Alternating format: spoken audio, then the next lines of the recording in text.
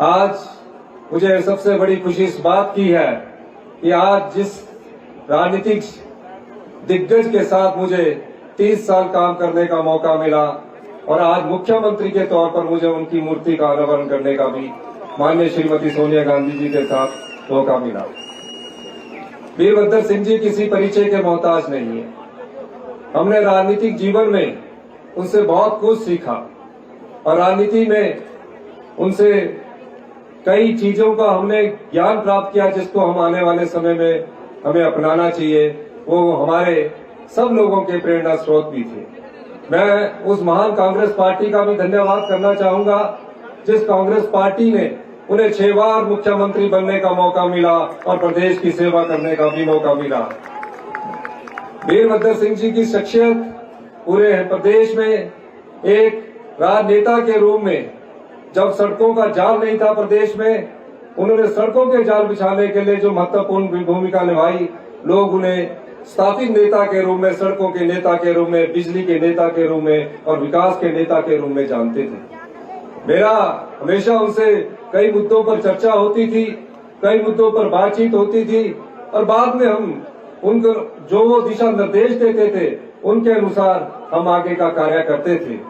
इस ऐतिहासिक रिज मैदान पर मैं श्रीमती इंदिरा गांधी जी को भी याद करना चाहूंगा कि एक समय जब हमारा प्रदेश आर्थिक संकट से जूझ रहा था और जो दूसरी पार्टी के लोग थे वो एक नारा देकर कह रहे थे, स्टेट हुड मारो टूट। उस समय श्रीमती इंदिरा गांधी ने 1971 में भरी बारिश के बीच में इस ऐतिहासिक रिज मैदान में हिमाचल प्रदेश को पूर्ण राज्य का दर्जा दिया। ये उनका महत्वपूर्ण योगदान था। यही नहीं, हिमाचल प्रदेश हमेशा से गांधी परिवार का ऋणी रहेगा। हिमाचल प्रदेश हमेशा से गांधी परिवार का कृतज्ञ रहेगा कि आपने हिमाचल प्रदेश में हमारी श्रीमती प्रियंका गांधी जी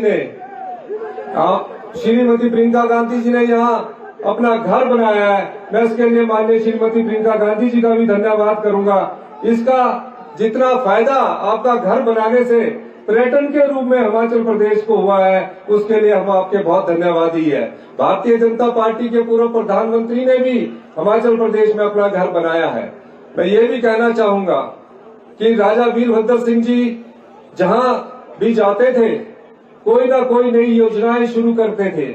उनका एक नारा था कि मैं किसी भी बच्चे को, चाहे वो 5वीं क्लास तक का है चाहे पहली क्लास का है, उसके लिए मुझे एक बच्चे के लिए भी अगर स्कूल खोलना पड़े तो मैं उसे एक बच्चे के लिए भी स्कूल खोलूंगा और इसको उन्होंने साबित किया है। अंत में मैं इतना ही कहते हुए कि हमारी राष्ट्रीय नेता श्रीमती प्रियंका गांधी जी ने भी संबोधन करना है, मैं ये कह सकता हूँ कि यहाँ प्रदेश में जो भी विकास की धारा लिखी गई है, प्रदेश में जो भी विकास का इतिहास लिखा गया है, वो कांग्रेस पार्टी के नेताओं द्वारा लिखा गया है। कोई ऐसा भारतीय जनता पार्टी का नेतृत्व नहीं है जिसने प्रदेश की विकास में महत्वपूर्ण योगदान दिया हो। 2010 में जब डॉक्टर मनमोहन सिंह जी की सरकार थी, श्रीमती सोनिया गांधी जी के पास कांग्रेस पार्टी के सभी विधायक गए। माननीय श्रीमती सोनिया गांधी जी को याद नहीं होगा, हमने आपसे कहा कि हमारा प्रदेश शिक्षा के क्षेत्र में अच्छी सफलता हासिल कर रहा है, लेकिन यहाँ बड़े बड़े संस्थान नहीं है। श्रीमती सोनिया गांधी जी ने उस समय डॉक्टर मनमोहन सिंह जी को ये संदेश दिया और जो IIT मंडी में खुला है वो श्रीमती सोनिया गांधी जी की सोच से खुला है। जो IIM नाहन में खुला है वो श्रीमती सोनिया गांधी जी की सोच से खुला है।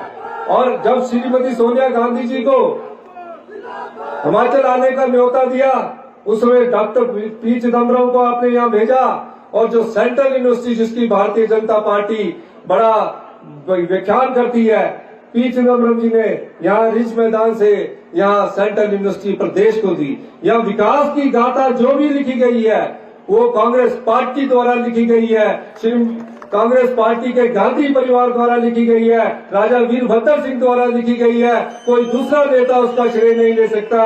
यही मैं कहना चाहता हूँ। इन्हीं शब्दों के साथ मैं एक बार फिर से माननीय श्रीमती सोनिया गांधी जी का, माननीय श्रीमती प्रियंका गांधी जी का मूर्ति आवरण में आने के लिए बहुत बहुत धन्यवाद करता हूँ कि आपने अपना बहुमूल्य समय निकाला और काफी लंबे अरसे के बाद श्रीमती सोनिया गांधी जी आज राजनीतिक फंक्शन में आई है, मैं इसके लिए भी आपका धन्यवाद करना चाहता हूँ। बहुत बहुत धन्यवाद। जय हिंद, जय माता।